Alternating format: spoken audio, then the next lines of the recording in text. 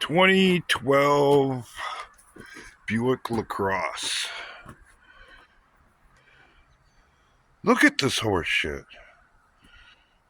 I'm in a position where I'm probably going to end up dying underneath somebody's car because I've been running outside of the system for so long that even if I did reach retirement age, which kind of at this point, I hope I don't, I won't be able to collect anything anyway. Alright, the one good thing about it, they make it easy to service the front three ignition coils. But if you want to do anything with the back, and you can't really see it very well, but you got to take the intake off. Which, I kind of get it. That's the way they make them now. But why not put the intake part of the plenum in the middle and make it like this on this side, so you don't have to remove the whole thing to replace the ignition coils. And dual overhead cams on an engine like this, when the 3.0 had proven, or 3.8 had proven its efficiency a long time ago, is completely unnecessary. It's just more diagnostic issues when the cam sensors start going down. And plastic water necks, and mind you, this is 2012, and there's a lot more going on that's not right underneath the hood, even the closer you get to the current date. What's the point? Yeah, that looks relatively clean, but I can almost guarantee you that if it had to come down to snaking that thing out of there, it'd break before you got it out. Because over time, when the plastic heats up and cools down and heats up and cools down, everything gets super brittle. And they know that stuff by now, but they don't care.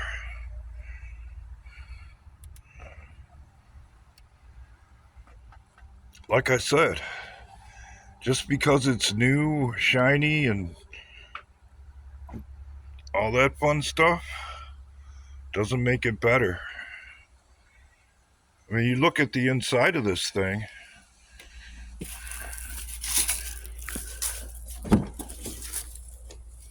Yeah, looks pretty good. It's gorgeous. But for what's going on underneath the hood, where it all counts, and I'm not going to say this to the customer, but this thing, high mileage, is a money sucker. It ain't going to nickel and dime you. It's going to take everything you have.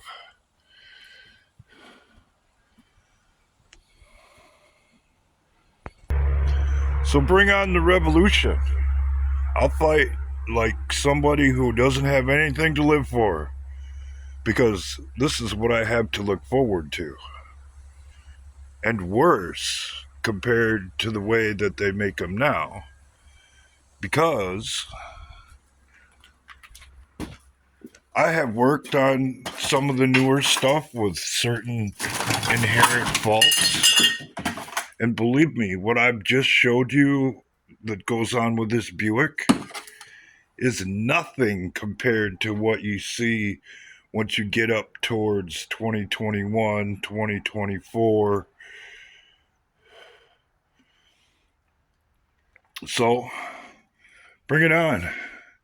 I guarantee you, I'll be out there fighting like I don't have anything to live for, because I don't want to keep doing this.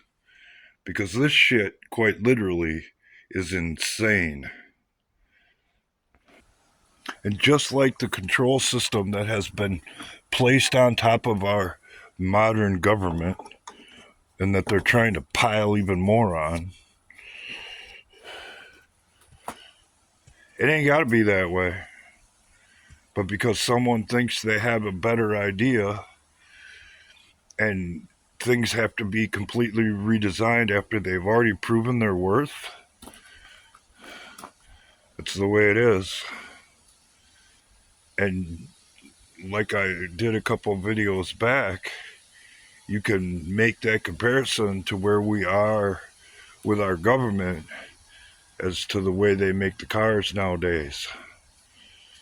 And the closer you get to the current date, the worse it is. So, what do you think that's going to be like for the future? The founding fathers, they had it figured out. Keep it simple, stupid.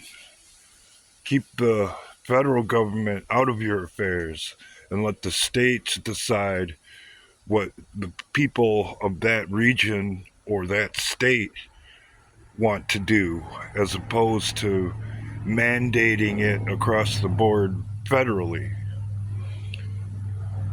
And that's the difference between a democracy and a republic, which, by the way,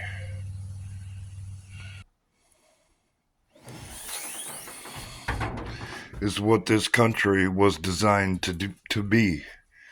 And it wasn't supposed to be tinkered with and changed along the way. That's why you swear an oath of office to serve the Constitution instead of yourself or your party's interests.